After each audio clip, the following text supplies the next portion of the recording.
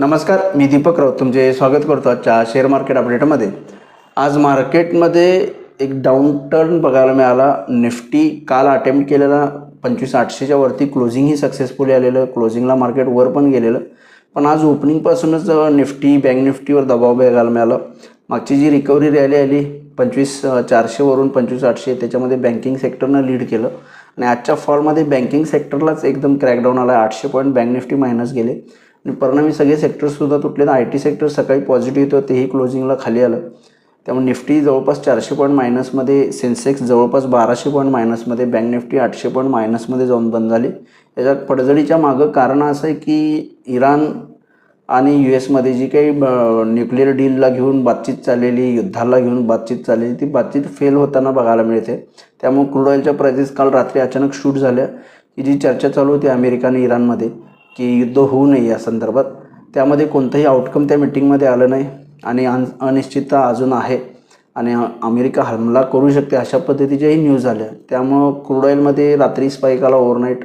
आजही crude ऑइलच्या prices वाढल्यात, परिणामी global मार्केट्सवर दबाव आला आणि आपली सुरुवात आपल्या मार्केटनं दबावाला घेऊन गेली आणि जसं निफ्टीमध्ये महत्त्वपूर्ण सपोर्ट 25,600-700 ब्रेक झाला, मार्केटला एक डाऊनफॉल बघायला मिळाला जो वन वे मार्केटला खाली येऊन गेला क्लोजिंग सेशनपर्यंत। त्यामुळं मार्केट ग्लोबल परत पुन्हा जिओ पॉलिटिकल अनसर्टेनिटी वाढत आहे। निफ्टीला 26,000मध्ये जाण्यासाठी जी स्ट्रेंथ पाहिजे ती स्ट्रेंथ गेले 2-3 दिवस दिसून आली नाही।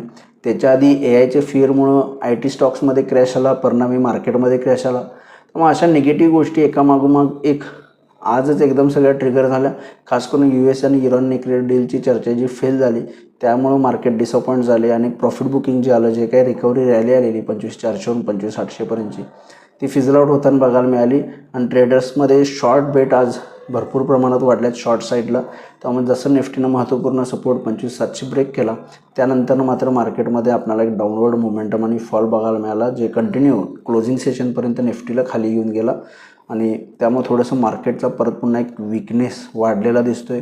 बेरिश इंगल्फिंग कॅन्डल्स तयार झाले आहेत निफ्टीमध्ये, बँक निफ्टीमध्ये आणि खास करून बँक निफ्टीनं जो 61,000 जो महत्त्वपूर्ण सपोर्ट होता तो ब्रेक केल्यामुळे बँक निफ्टीसुद्धा थोडा आता चार्टवर वीक वाटायला लागले, मार्केटही चार्टवर वीक वाटाले आणि जर परवाची लो जवळपास 25,370च्या आसपास निफ्टीचा आहे तो ब्रेक केला निफ्टीनं तर परत पुन्हा 25,200 25,000पर्यंतसुद्धा जो निफ्टी आहे तो येऊ शकतो। मी गेलेही काही व्हिडिओमध्ये म्हटलं आहे की 25,000पर्यंतचा एक गॅप आहे, तो गॅप फिल व्हायचा राहिला आहे आणि या ना त्या कारणानं आपल्याला परत पुन्हा तो गॅप फिल होण्यासाठीच निफ्टी खाली येते का काय असं आपल्याला चित्र समोर दिसत आहे। त्यामुळे जर निफ्टीनं 25,300 ब्रेक केला तर मला वाटतं निश्चित निफ्टी 25,000 25,100पर्यंत येईल आणि जो काही गॅप राहिला आहे तो निश्चित फिल आउट होईल असं मला वाटते। त्यामुळे थोडंसं कॉशियस राहणं गरजेचं आहे या लेवलला मार्केट्सला घेऊन, कारण थोडंसं US आणि इराणच्या न्यूजलासुद्धा टॅकल करणं गरजेचं आहे की तिथं परत पुन्हा काही एस्केलेशन्स येतात का, थोडंसं काही शांती वार्ता परत पुन्हा सुरू होते काय। त्यामुळे थोडंसं मार्केटमध्ये कॉशियस राहा, मार्केटला फर्दर डाऊनफॉल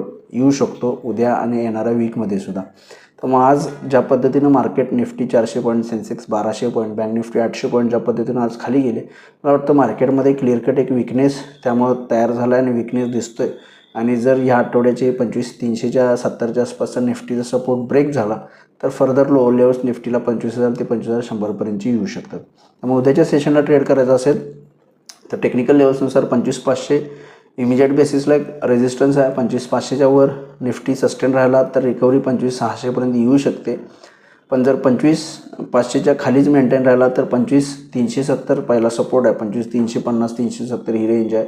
जर 25,350 ब्रेक झाला तर मात्र निफ्टी जो आहे तो मला वाटतं 25,000 25,100पर्यंत जाऊ शकतं येणाऱ्या सेशन्समध्ये, मे बी उद्याच्या किंवा नेक्स्ट वीकमध्ये सुद्धा येऊ शकते। तेव्हा निफ्टीला 25,400 350 400 एक सपोर्ट आहे, 25,350च्या खाली गेला तर 25,100पर्यंत निफ्टी खाली जाऊ शकते।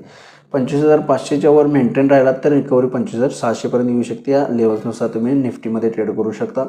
बँक निफ्टीमध्ये 60,500 एक सपोर्ट आहे, 60,500च्या जर बँक निफ्टी खाली आला तर मला वाटते बँक निफ्टी 60,000पर्यंत खाली येऊ शकतो, आणखी फर्दर डाऊनवर्ड मोमेंटम बँक निफ्टीमध्ये येऊ शकते।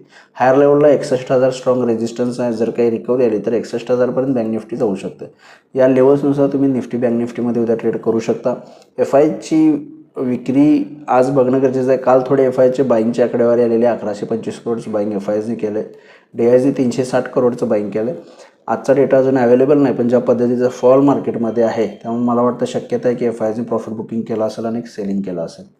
आज NSEमध्ये 687 शेअर्स वाढले, त्याबद्दल 2235 शेअर्स पडले. निफ्टीमध्ये 3 शेअर वाढले, त्याबद्दल 48 शेअरमध्ये पडझड आहे, 47 शेअर्समध्ये पडझड आहे. त्यामुळे ओव्हरऑल पडणाऱ्या शेअर्सची संख्या जास्त आहे. ब्रॉडबेस सेलिंग आहे. सेक्टर इंडिसाइजेसमध्ये सुद्धा banks, IT, pharma, FMCG, auto, realty, energy, metal सगळ्या सेक्टर्समध्ये 1 ते 2% फॉल आला आहे आणि broad base selling Nifty, bank Nifty आणि एंटायर मार्केटमध्ये बघायला मिळते. त्यामुळे मार्केट थोडंसं दबावामध्ये आहे. ग्लोबल मार्केटचा आढावा घ्यायचा झाला तरी युरोपियन मार्केट जवळपास 1% मायनस आहेत, 1.25% मायनस आहेत. डाव फ्युचर्ससुद्धा 150 पावणे 200 पॉईंट मायनस आहे.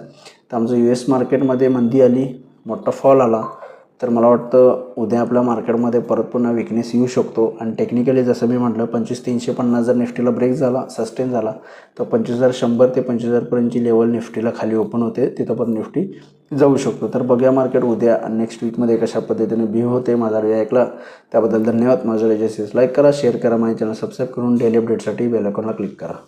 धन्यवाद.